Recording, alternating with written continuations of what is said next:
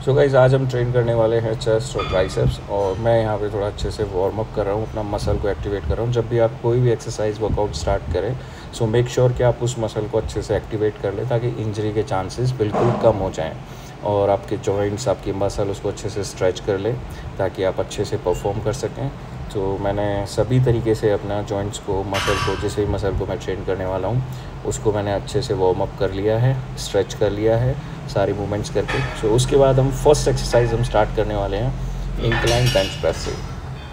सो इस वीक में मुझे थोड़ा ऐसा लगा कि काफ़ी टाइम से हम बहुत हाई इंटेंस ट्रेनिंग कर रहे हैं और हैवी लोड लिए जा रहे हैं। और मेरा पिछले टाइम से ये रिकॉर्ड था कि मैं हर वीक ना, जैसे लास्ट वीक मैंने चेस्ट की ट्रेनिंग की है तो उसमें बेंच प्रेस में 150 लगाई है, नेक्स्ट वीक मैंने 160 लगाई है। तो हर वीक में मेरा लोड बढ़ता जा रहा था और रैप्स भी बढ़ते जा रहे थे।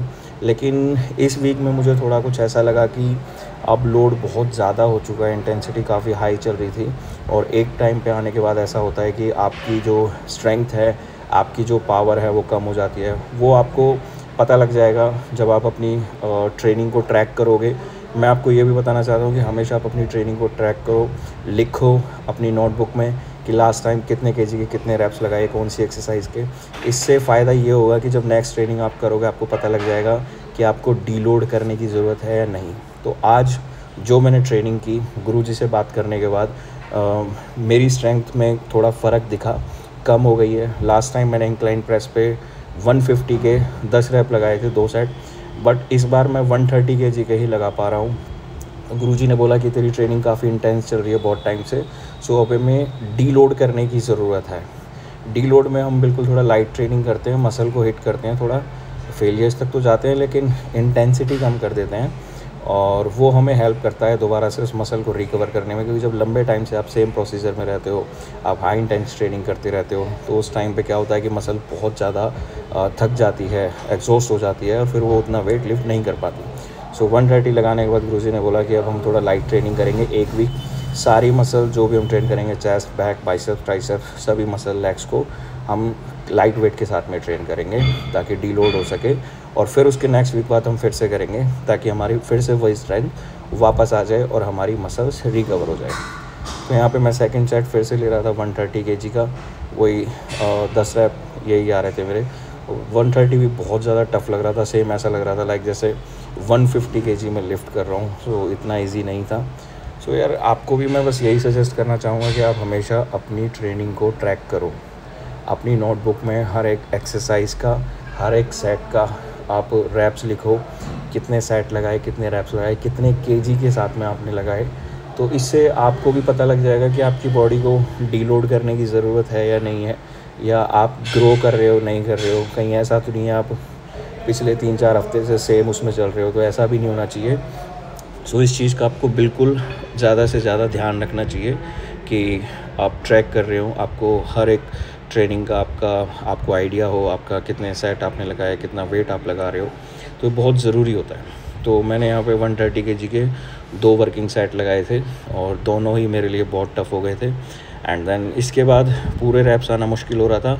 सो मैंने डिसाइड किया कि मैं थोड़ा वेट कम करूं, क्योंकि उतना आ नहीं रहे थे रैप्स, और रैप्स 10-12 रैप आने भी बहुत ज़्यादा ज़रूरी थे।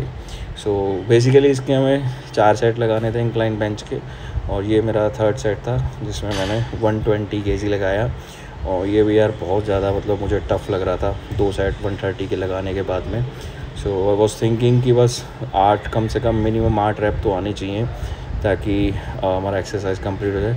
हालांकि गुरुजी ने बोला था कि मत करो अभी ज़्यादा लोड, ज़्यादा मत लो, कम ही ले लो, 100 केजी या 90 केजी के साथ में लगाओ।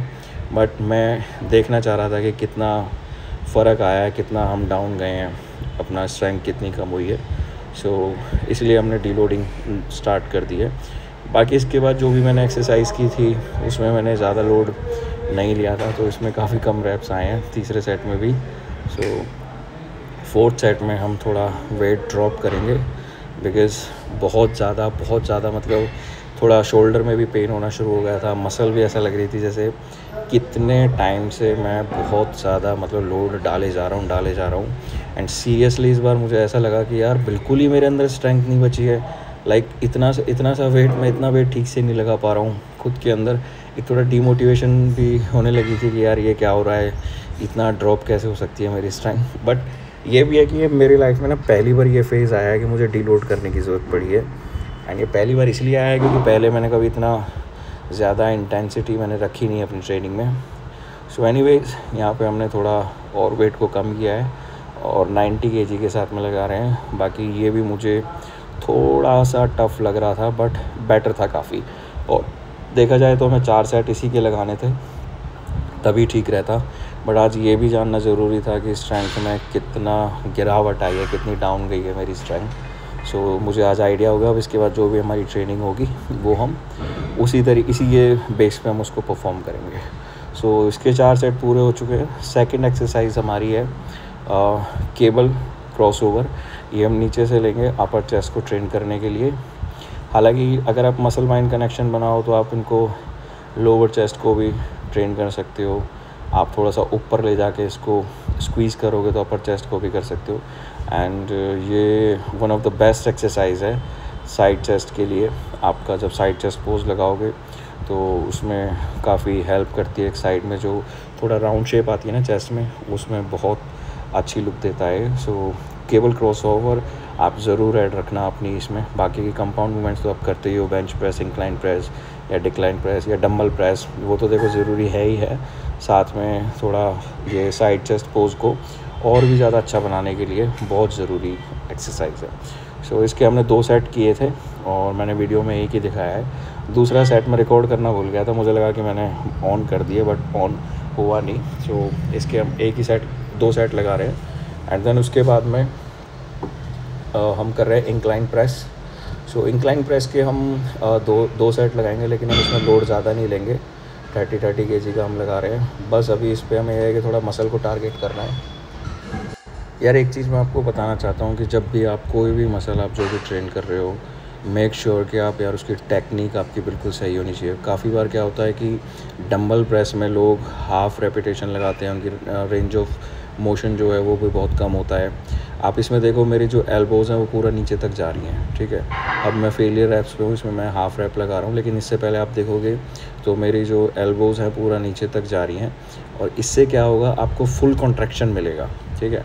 आप पूरा अपना चेस्ट को अच्छे से स्क्वीज़ कर पाएंगे। जैसे कि आप इस सेकंड सेट में देखना, मेरी पूरी एल्बोज़ नीचे तक जा रही है, मैं पूरा चेस्ट को स्ट्रेच कर रहा हूँ अच्छे से। एंड ऊपर आते टाइम मैं अपना पूरा उसको पुश कर रहा हूँ ताकि ऊपर आके मसल मेरा अच्छे से कॉन्ट्रैक्ट हो सके। तो देखो बार में क्या होता है, चेस्ट पे टच होकर वो नीचे नहीं जा पाती, लेकिन आप डंबल को तो नीचे लेके आ सकते हो। सो मेक श्योर कि आप ये ज़रूर करें कि आप उसको एल्बोज़ को थोड़ा नीचे लेके आएँ। बहुत ज़्यादा नहीं लेके आना है, जितना ईजिली आपसे हो जाए उतना ही करना है। सो और ऊपर आते टाइम आपको चेस्ट को थोड़ा स्क्वीज़ करना है आगे की तरफ, वो आपको काफ़ी हेल्पफुल रहेगा और बहुत अच्छा पम्प मिलेगा। और इसके बाद हमारी लास्ट एक्सरसाइज थी बार डिप्स।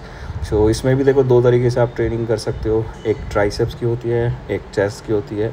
सो आप आगे थोड़ा सा हल्का सा टिल्ट हो सकते हो इसमें, उससे आपका पूरा चेस्ट पे आएगा। एंड ये सबसे अच्छी एक्सरसाइज है आपके लोअर चेस्ट के लिए।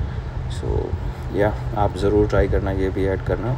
एंड देन उसके बाद हमने ट्राइसेप्स की 2 एक्सरसाइज की। एक हमने की पुली पुश डाउन एंड सेकंड हमने की क्लोज ग्रिप बेंच प्रेस। फ़िलहाल मैं वीडियो ज़्यादा लंबी ना हो इसलिए मैंने आपको यहाँ पे पुली पुश डाउन दिखाई है। इसके मैंने बहुत ज़्यादा हैवी सेट नहीं लगाए, जस्ट बिकॉज डीलोड कर रहे हैं हम, तो ज़्यादा हम वेट लगाएंगे नहीं। छोटी मसल है, थक भी जल्दी जाती है, सो इसलिए लाइट वेट के साथ में ट्रेनिंग करें। सो वीडियो आपको कैसी लगी वो मुझे ज़रूर बताना। एंड मैं कोशिश कर रहा हूँ कि आगे भी ऐसे वॉइस ओवर वाली वीडियोज़ ही डालता रहूँ। अगर आपको अच्छा लगता है कि मैं ऐसे वॉइस ओवर वाली वीडियोज़ आपके लिए लाता रहूँ, सो आप प्लीज़ कमेंट्स में बताना। और अगर आपको ये अच्छी नहीं लगती, आप पहले जैसे वीडियोज़ चाहते हो, सो प्लीज़ वो भी मुझे बताना। तो ये है आज की मेरी कंडीशन। बहुत ज़्यादा अच्छा पंप नहीं आया क्योंकि ट्रेनिंग उतना अच्छी नहीं हुई है, बट स्टिल काफ़ी अच्छा लगा। बाय द वे आपको बताओ, मेरा बाइसेप्स का साइज़ पहले से काफ़ी बढ़ चुका है। पहले मुझे बहुत ज़्यादा बाइसेप्स मेरा वीक था। So thank you so much guys for watching this video. फिर मिलेंगे।